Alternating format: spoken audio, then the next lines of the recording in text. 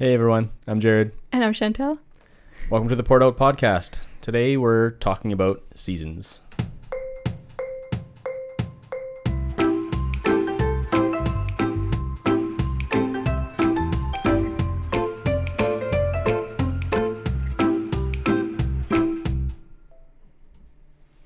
All right, here we are.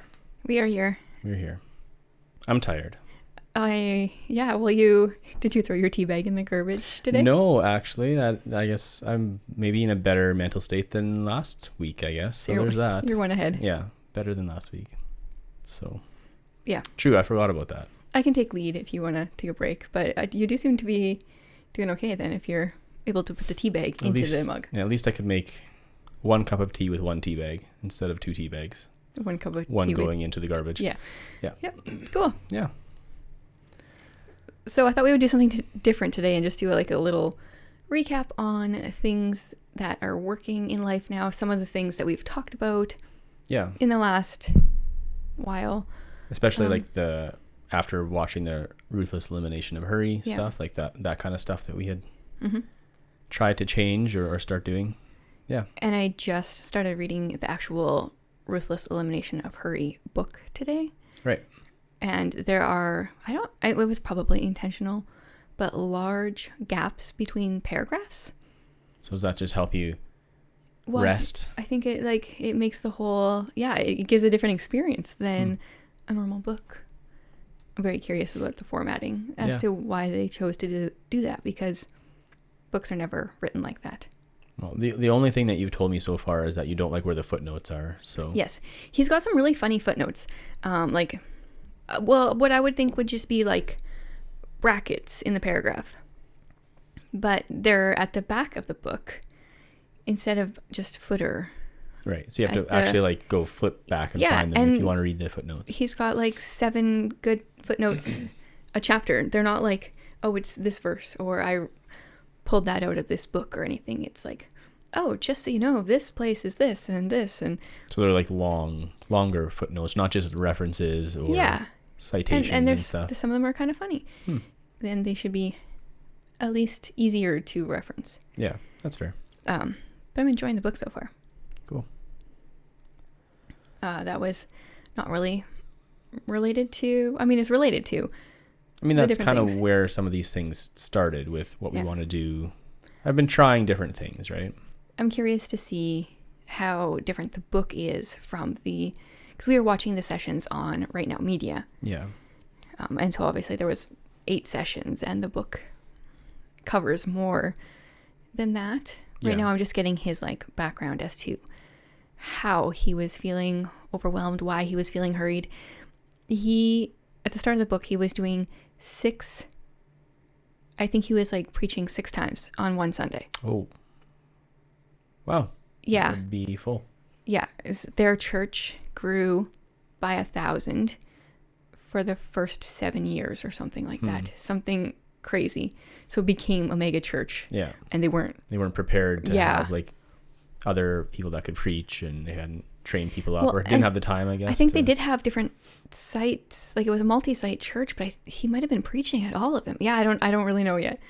But it sounds like definitely a lifestyle that you'd want to slow down. That seems like a lot of hurry. Yeah. Yeah. It's not what I would like with my life, that's for sure. So far the book is good. I'll probably finish it before next week, so I'll kind of give a little report back then. Cool. Sounds good. So based on the stuff that we've been trying, different things that we've been doing for slowing down, Sabbath, all these different things that he had, all those videos that we watched, what's been working for you? I think the only, or maybe not the only, the biggest thing is definitely just moving where my phone is at night. And so that it makes it harder or impossible to be the first thing you pick up when you wake up. Yeah. Because, we didn't have alarm clocks. I have one now. But that was my phone, I need my phone by my bed so I can see what time it is when I wake up at 3 a.m. So I know if it's 3 a.m. or if it's 6 a.m. Yeah. Do I need to be trying to wake up or not? Yeah. And so I have an alarm clock now, and so the phone is out of the room. And I think that's been really good because since then it's always been, I haven't touched it until I've read my Bible and stuff like that. And even after that, I feel like I don't feel like, oh, I want to read my Bible quickly so I can go check my phone. Like I don't really even have that desire. Mm-hmm. Sometimes it's a lot later and I realize, oh, my phone's still charging. It has been charging overnight and I hadn't even realized it because it's not really a priority, and it never was before, but it was just so easy because it was right there. Yep. That you just pick it up, and it's easier to lie there and not get out of bed and read your phone than get out of bed and get going. So that's been the biggest thing, I think, for me. I have not joined you in on that yet. You got a new alarm clock. I do not think it's dim enough. It doesn't bother me on my side of the bed, but I couldn't have one that bright. The light is quite bright, but I don't really notice it at night because it's mostly blocked. Like I have it pretty far back against the wall, and the way the angle is, I don't see it, and it doesn't glow. Like it doesn't create like a glow where it lights up the rest of the room. It just lights up, like it's just bright when you look at it. Yeah. So as long as you're not looking directly at it, it's fine, I find. Yeah, I still need to find something dimmer for myself, but that does have a light wake up. Yeah, and that's the main reason I wanted to try that one is, so I haven't woken up to an alarm like consistently for I don't know how many years. Well, since COVID. Even before that, I wouldn't set an alarm very frequently, like because we always woke up. Yeah, true enough. In time, like we generally wake up around 6 or 6:30 without trying to wake up, or like it's just when we wake up naturally. But I want to start waking up earlier and like kind of shifting that wake up time earlier so that there's more time in the morning and it feels less rushed. But I hate the like jarringness of like an loud alarm, and it doesn't take much to wake me up generally at that time. So I'm trying the light. Like, so it's a light. Yeah, it's supposed to slowly get brighter, but apparently it starts fairly bright.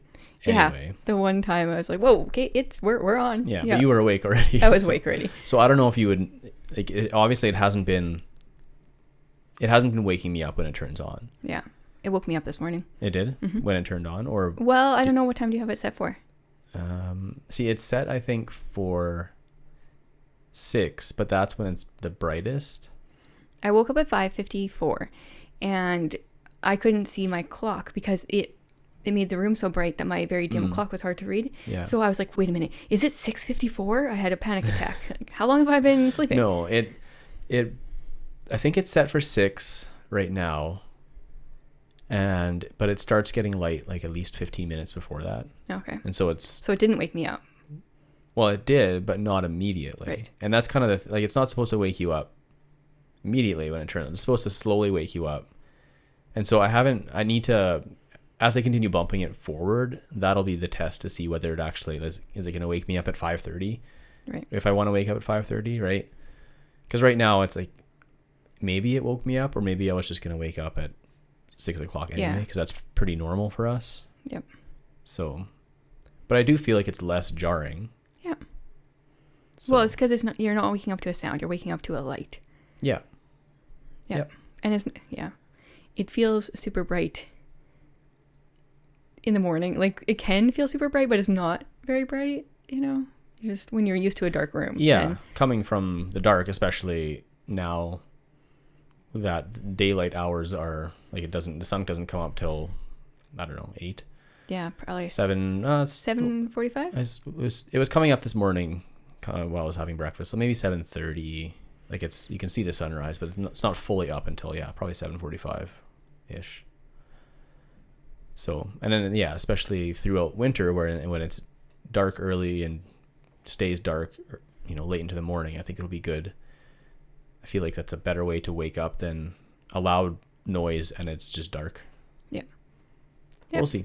We'll see how that goes. That's under investigation whether or not it'll actually be effective or not. Mm-hmm. I'm hopeful it will.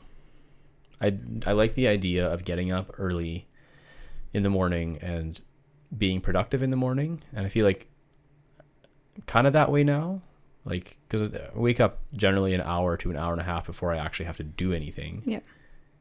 But that still feels like by the time you're like ready to go out of bed and done your Bible reading and, you know, had breakfast and stuff, it still feels like that takes up most of that time.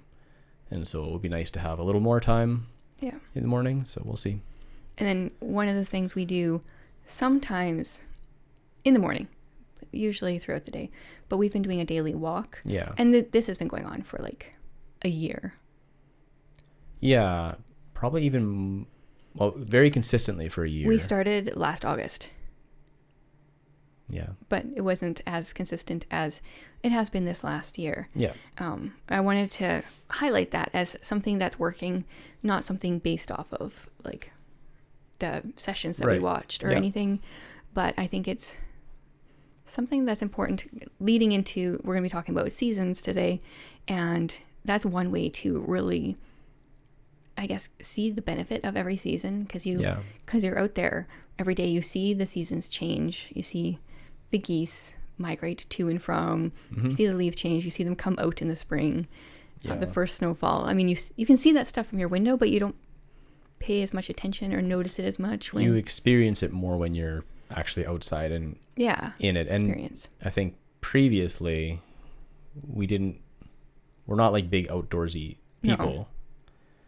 And so, you can observe it all from your window, but it's different when you're out in it, and you like, you know, even the crispness of the air when it starts to turn, you know, in fall and autumn, and like, you know, it's windy, but all of a sudden it's a cold wind. Yeah. And just like, I don't know, things like that, you really start to see or feel the seasons change more and appreciate them. But the walk has been huge for a lot of things, like even just for our marriage and being able to actually take that time to be away from the house and just be able to talk. Yeah, it's like a chance to have like a daily check-in to see how we're doing or what's coming up or whatever. Yeah. And it's not like, it's really easy to do, right? Because it's usually, 15, 20 minutes, depending on how long we decide to go for a walk. And then sometimes we go 2 times, sometimes we go 3 times. Yeah. But it doesn't have to be a long thing. No. Yeah. That's something that I've really enjoyed like this last year. Okay, so a very different thing. One of the things we've been talking about lately is Rings of Power. Oh, yeah. We finished the season. It's 8 episodes. Yeah. We finished it yesterday, Friday, I guess. That was the date was released. So now it's done for like, I guess a couple of years. A year and a half, or depending when in 2024 they release it. Any overall thoughts as a Tolkien fan? Okay, well, first, without spoilers? Yes, this is spoiler free. Yeah. I enjoyed it. I feel like the setting was very true to Tolkien. Like, it very much felt like Middle Earth. Like, just the cinematography, the design of the cities and stuff, and just all like, and it looked very Tolkien-esque. The story is definitely not close to that caliber, which, it's pretty hard to match that caliber, but so I know it doesn't line up totally with, Tolkien's world of, all the lore and stuff, which I don't know super well. Right. You've read, because this is kind of based off of like stories from the Silmarillion. It's I guess they don't really have, and I'm not sure actually I don't think they have the rights to the Silmarillion, and so it's not really based on that, but it is, I don't really know what it's based on, to be honest. Obviously it has characters from his writings. Yeah. And they, I think, generally fall in line with, their stories, but there are definitely parts that they don't, like they deviate from the story. But I think the difficulty is when you look at a lot of his stories, that when you have a race of elves that can live, they're immortal, right? And so they're living for thousands and thousands of years. you can't really, and you also have men in there that don't live for thousands and thousands of years. You kind of have to compress everything a lot. Right. Otherwise, you can't have any men or dwarves as characters because they don't live as long. And so then all you have is elves and like these passing humans that are in for like one episode and then they're dead because it's the next episode is 400 years later or whatever, right? Right. So I understand why they had to change quite a bit, because most people, like maybe like the super Tolkien scholar nerd that wants everything to be exactly the same, would enjoy watching that. But I feel like most people want to watch something that has characters that they can follow throughout for sure. a whole storyline. And so yeah, there's a lot in there that's like, well, like this happened and then really a few thousand years this happened, or a few thousand years later this happened, but in the show it's like, you know, in the same episode. But right.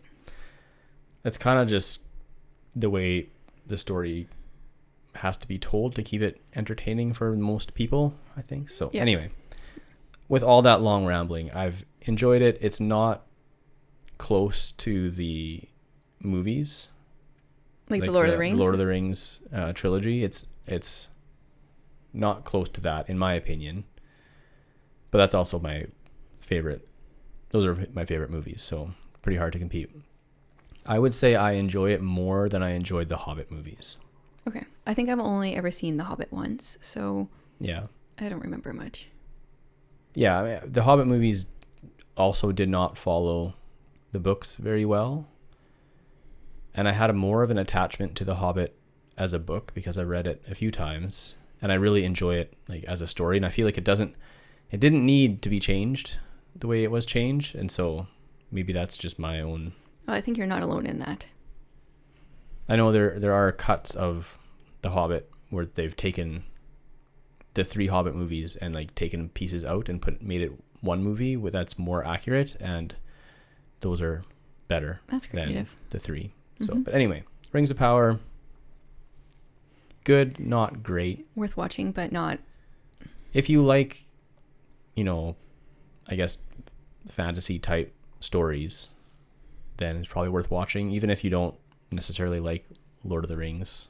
But I guess if you like fantasy type stories, you probably like Lord of the Rings. Otherwise, you're quite strange. It's kind of the basis of a lot of modern day fantasy writing. So I don't have like a lot of the history. You know, I read The Hobbit in high school. Haven't read it since. I read The Lord of the Rings sometime in the last 5 years, but it took me a year and a half, I think, to get through reading it all. And so I don't have like the attachment and love that you have for it. My biggest complaint is there's no humor. It's been very, very serious. Very minimal. Yeah, there's like one character. Yeah. That injects a little bit of humor. And we're following like numerous storylines, and then there's only like this one character in one storyline that. Yeah. Yeah, it's pretty like intense back to back to back to back to back. Like you don't get like the movies where there would be comedic relief sometimes and just to lighten things up a little bit. You don't really get that in the show. That's what I think it's missing as a story. You know, as a person that's just watching it and enjoying the story, I'm missing some lighter moments from like death and destruction to the world is going to end and everything is terrible. Like a little bit of lightness in there would be good. A little bit more. But I wrote down a few of my favorite quotes, and I'm not really even going to say like who said them because I don't want to give spoilers. Some of them are a little bit spoilery. Okay. But so if you like really don't want any spoilers, just mute for none of these, zero spoilers. These won't give any spoilers. Okay.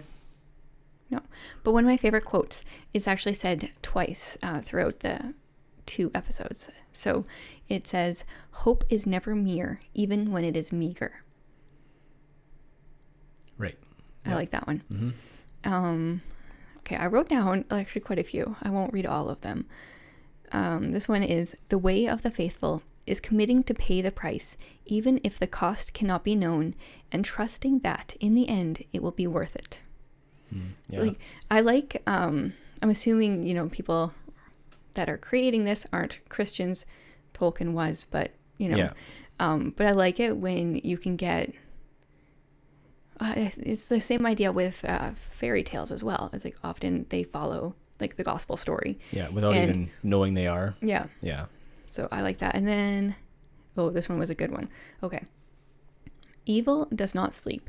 It waits until the moment of our complacency. Then it blinds us.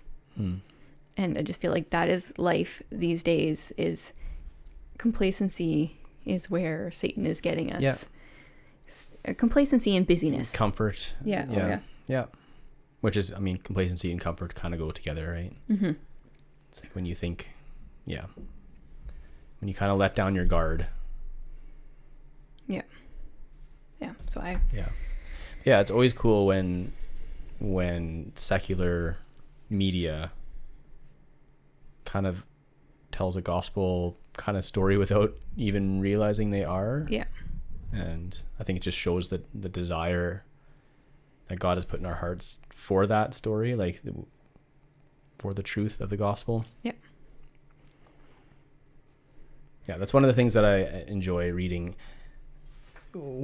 because most fantasy books or shows kind of have an element of that, right? Where it's like a struggle, a good versus evil struggle, right? Yeah. And I enjoy that kind of stuff. Yeah, and that's when like fantasy, sometimes when they have like a very, very gray character, or like good isn't good and good evil isn't evil, those stories I'm not a huge fan of. Like I like to know what's what. Yeah. And most of them are pretty black and white. Yeah. A lot of them. Not that every decision is a black and white decision, but some of them sometimes like.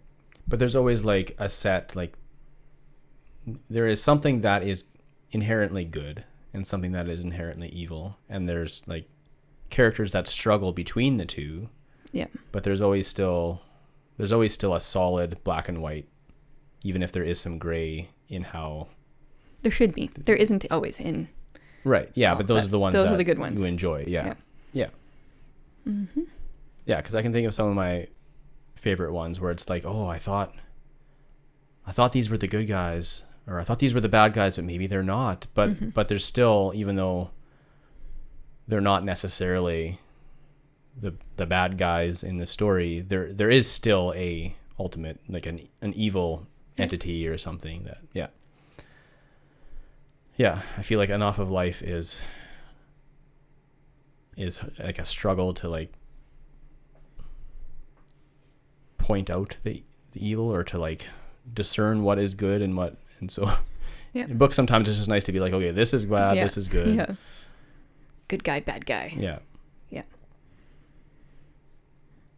Life's not quite so no, it's not so black and white always, but I mean ultimately it is. We're evil and Jesus is good, but it's but some of those day-to-day decisions and things. Yeah. So we can segue from that to seasons. I can't. Yeah. Well, I mean, there's probably a change in. Well, no, this is the end of the season. Oh, there you go. You got it. See, it. There you go. Bonus points for you. So that season is over. We will wait for the next one. Currently, we are in the season of autumn. Mm-hmm. Which is historically one that you really enjoy. Historically, as in like the last 3 years. Yeah. Prior to that, I hated autumn because it meant winter was coming. Right. I had nothing against autumn itself. It just meant the weather was getting cold and winter was coming. Yeah. But this year and the previous 2, I have loved everything about autumn. Yeah. So I thought we could talk about like different ways to enjoy and be present in the season that you're in. Currently, we'll talk about like the actual weather season, and then we'll move on into like life season. Yeah.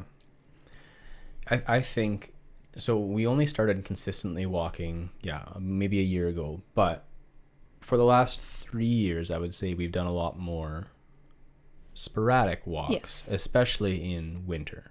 Yeah. And I think that has been one of the biggest changes in our attitudes towards fall and winter. Yeah. That has made me stop dreading winter, because I actually really enjoy the winter walks. Well, and also we have been smart in the last few years, and we actually got supplies needed to brave a cold Saskatchewan walk. quality winter gear instead of just cheap stuff. Well, hey, my winter jacket was $60. It was cheap, but it is warm. Yeah. But yes, warm stuff makes a difference when you're walking in -30. For sure. Yeah. And yes, but going for a daily walk in the winter is actually really helpful. Yeah. Mentally. Yeah. And I mean, we try to go out, so we have limited daylight hours, really, especially when I'm not hours that I'm not working is pretty hard. As the days get shorter. In winter, yeah, it's in the middle of winter especially. But so we try to go out and walk when it's sunny out, but even that sometimes doesn't work. But even like the evening walk when the path is all lit up. Yeah, like we have a nice path that's got like street lamps and stuff, and then the Narnia lamps actually. Yeah. And then you hear the crunch of the snow, and yeah, it's really nice. When previously it was just, it's winter, I'm going to stay inside as much as I possibly can and never leave the house unless I absolutely have to. Yep. And so I think that's been the biggest reason. Yeah. Well, and part of enjoying a winter walk is knowing that I'm going to go home to my heated blanket and have a cup of hot cocoa. So it's not even just all of the outside stuff. It's like knowing that I will be warm and cozy when I get home. It's like a whole experience, not just really the walk, but like coming back from the walk and warming up. And And then so the last couple of years, I feel like we've been better at embracing the seasons by doing other things, like even going for walks other places. We have a few local-ish places we like to go for hikes. Yeah. Throughout the different seasons. And you're much better at initiating that. I'm still like, I like going for walks, but I don't like driving somewhere to go for a walk. But when I'm there, I enjoy it. Yeah. It's just like, it's not like you have a bad attitude when we're there. You have to. You keep my head. You keep that inside sometimes. But then when we like, it's just another different experience, I guess, and different way to enjoy creation, really, because we get to see a different part of God's creation and see the beauty, especially in autumn, of the leaves changing color and I don't know. And some of our favorite hikes include going by the river, and the one spot we've seen like tons of birds migrating back and forth. And okay, another thing that we just started for autumn is we started a puzzle this weekend. Yes. That's like that. Now I feel like, okay. It's like your winter activity. It is. Yeah. Well, like the last couple of years, once again, I feel like I've just slowly, it's taken me a while to get into it, to not dread winter and realize, oh, there's different things that I can do in winter that I don't have time for at other times of the year. Summer, we spend a lot more time just hanging out outside. And in winter, we get to do puzzles and... Yeah, so it's just finding those different things that you can enjoy in each season. And like, I mean, you could do puzzles in the summer, I guess. But if you save it for a winter thing, then it just becomes like a cool thing that we get to do in winter. Or this last year, I didn't intentionally not do them in the summer. But I was like, well, I'm spending my time elsewhere. I'm, outside with the kids and stuff. And it's enough other things going on that to add, another thing. There just wasn't the time to really add it, I guess. So now I go outside for like a walk, but I don't really like just go outside and sit outside. It's not that warm. So then use that time for something like a puzzle. Mm-hmm. So what do you like about puzzles? Have you thought about this? No, I haven't. This was just out of the blue. I don't know. I think it's just a good way for me to turn my brain off. I have a hard time doing that. Just kind of like, I don't know, just unplugging all the thoughts. Stop it from bouncing around from all the different ideas and thoughts and things on the list. And I know it meant you could do that while you're doing a puzzle, but I don't. I don't know. But yeah, so it's just like, okay, I'm concentrating on this right now, and it's just a good exercise for my brain to stop thinking about all the things. Yeah. I don't think it works that way for me. That's right. At least maybe not. This week was particularly busy, so then when we did this week, I had a hard time well, your mental state going into doing the puzzle wasn't like, not your mental state, but you just had a lot of things going on prior to going into the puzzle. And so it makes sense to me that you couldn't turn them off for that. I don't know. Yeah, I don't know. And maybe this was an exceptionally busy weekend for you. I feel like maybe board games are like that for me, where it's just, it doesn't turn your brain off, but it completely switches what you're focused on. Yeah, and now that's a good way to say it. I'm trying to figure out this thing. And so I can't think about this stuff for now. And it's sometimes, which is good, because sometimes you need to completely switch gears away from your thoughts to actually be able to organize them. Yeah. I find. Yeah. So I apparently just have a very low like storage capacity, and I'm like, okay, this puzzle piece goes with what? And that just takes up everything in my brain. That's all I can do. I can see myself getting frustrated with puzzles when it feels like just pieces just don't go together. Yeah. We're at a point in the puzzle where I'm like, I don't know where we go from here. Well, yeah, it's always like you pick one thing and you like put those pieces together. Yep. And then after that, it's like, now what? Now everything else just looks like chaos. Yep. Then you got to pick something else, and you have to focus on one bit of the puzzle at a time. Yeah. Anyway, sorry, that was a tangent. No, I think it's actually really good, because it's like that with life too. Sometimes you can't do all the things. You have to focus on one part of our life puzzle at a time. Yeah. How's this for a segue? I don't know. I think my brain is losing it. It's like flying out my ears. The last few years to me have felt like we've been in a season where I've only been able to focus on one part of the life puzzle. And I feel like we're kind of entering a different season where I don't know if I'm going to be able to focus on more of the puzzle now, or like a different portion of the puzzle. But I feel like life seasons can do that sometimes, where it feels like you're in this season of, I don't know, even thinking when we first brought Ephraim home, like we were in a season of medical, not problems, that's a little too extreme, but dealing with parasites, seizures all the time. Like we were just in a medical season. And I feel like every now and then we go through seasons where it's like, well, this is our focus. We're trying to get through this part for this season. Yeah. And so sometimes when you're in a season, it can be hard. I find it very hard to be present in the season that I'm in. You just always waiting for the next thing, or like waiting. Yeah. Especially when it's a particularly difficult feeling season or heavier. Yeah. And I don't think, like, in our marriage life, we haven't gone through severely trying seasons like some people. Like, we haven't really gone through too much illness, nothing overly serious, right? Like, our kids are healthy. Like, we've gone through, certainly compared to some, we've had it very good. Yeah. But it still feels like certain seasons where it's like, I just can't wait to get through this season. At the same time, I don't think, if I could go back and change things, I think I would do them the same. Yeah. Like, you wouldn't skip any of the seasons that the things that we went through. Yeah, because even though at the time I was like, I can't wait for this to be over. Yeah, because either like it makes you depend on God. Yeah. You grow. Yeah. Like.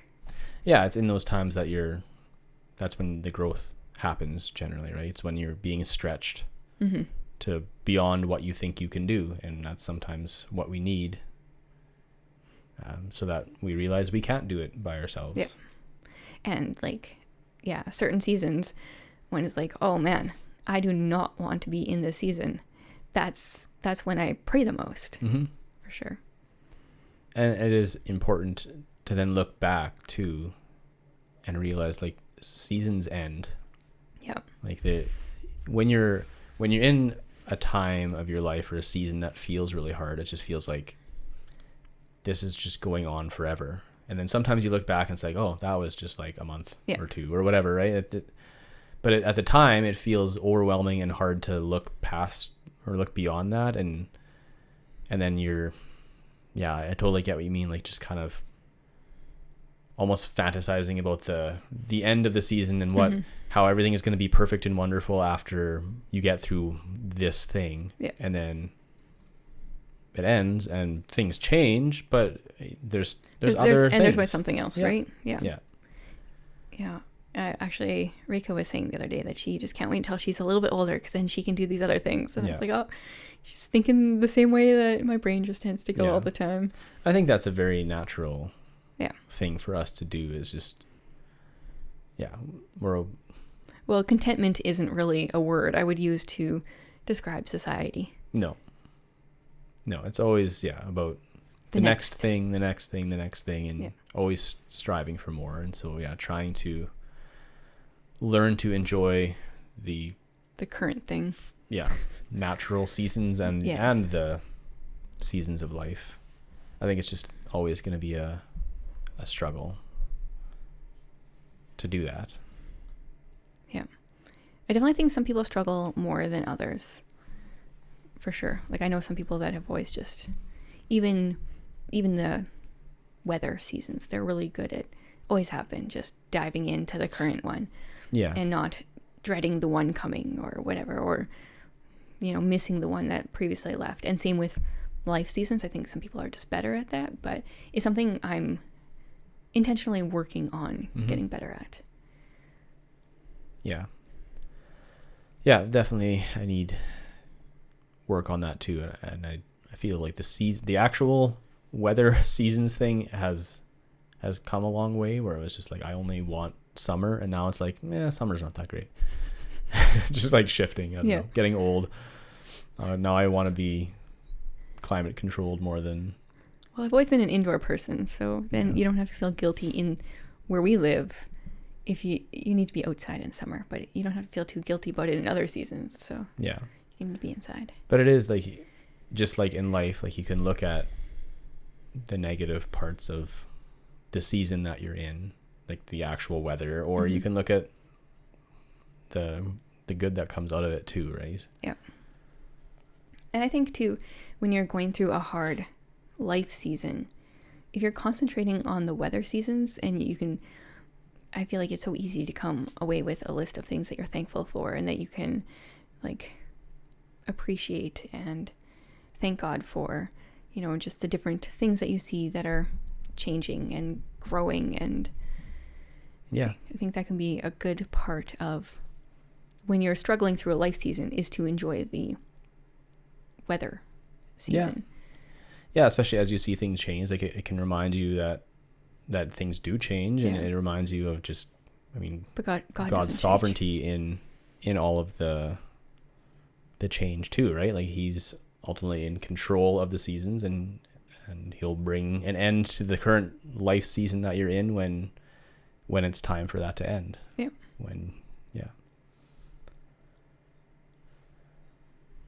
So I think that's pretty much all I had. I feel like we're in a different life season. We haven't officially switched these seasons. I need to. Is that like a? Well, I need to talk. I need to talk to a social worker, so there will be an end date. But yeah, it's one of those things that's still not. I guess it's still kind of up in the air. Feels like a season is ending. Yeah, it does. But we also, I guess, don't know what season we're going into also, in a way. Exactly. I guess, like maybe this is a short season. Yeah. Interim season. Yeah. But yeah, then you don't have to be always worried about what's coming if you can learn to just enjoy where you are now and just be content with where God has placed you in your life right now, and not always trying to seek for greener pastures. Or that's definitely always been a struggle of mine, not wanting to necessarily live in the same place that we've always lived, like literally seeking for greener pastures. England is pretty green. But so that's all I have for today. I'd be curious to hear about how other people embrace both kinds of seasons. What if there's any ways that people like live in the present? In both ways. I'd be curious too, for people that maybe live in a place that doesn't have as much of a like drastic change of season as far as weather and like what it looks like outside. That's so weird for my brain, because our even winter and summer, like even if we don't really have much of an autumn, we don't really have much of a spring. We have like the two very drastic seasons. We have the extremes. Yeah. And so it's hard for me to imagine places. I've been to places, but never for like an entire year, Yeah. where things don't really change that much. Yeah. I would say we've had a pretty good autumn stretch this year where it's stayed it hasn't warm snowed enough. yet. It hasn't snowed yet, and we've been able to, like, the leaves have changed color, but like almost it seems like slower than normal. Maybe that's not true. Maybe I just haven't paid as much attention to it. But yeah, I'm curious. Like, we go from, you know, plus 40 Celsius. I don't know what that is in Fahrenheit. It's probably plus 40. Yeah. When does it get to plus 40? I guess it was high 30s. 38, I think we hit this summer. I don't know what that translates to, though. To minus 40 is the same. Yeah. In Fahrenheit and Celsius. Celsius. Minus 40 is not uncommon. Celsius and apparently also Fahrenheit. Yeah, they're the same at that point. 38 would be like 100 and... Oh, yeah, because a fever is 38 degrees Celsius and like 104 Fahrenheit. Yeah. Yeah, so somewhere around there. So our years can vary between those extremes. Or in the span of 6 months, you get this. Yeah. Yeah. And so we get a big change, but I'm curious to see or to hear what people do that don't experience that drastic change of weather. And like, because I mean, we've spent pretty much a Christmas in South Africa, and that was a different experience. Yeah, and we spent the week before in Mexico one year. Right. So yeah, it's interesting to see palm trees decorated and like. But it's one thing to visit that and then go back home where it's snowy and stuff. But yeah, so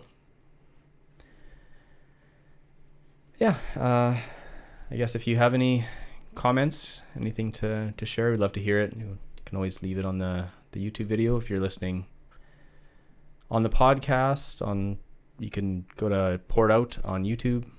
Yep. And leave us a comment. And as always, we appreciate the support. And I think that's it for today. So we'll see you next time. Bye.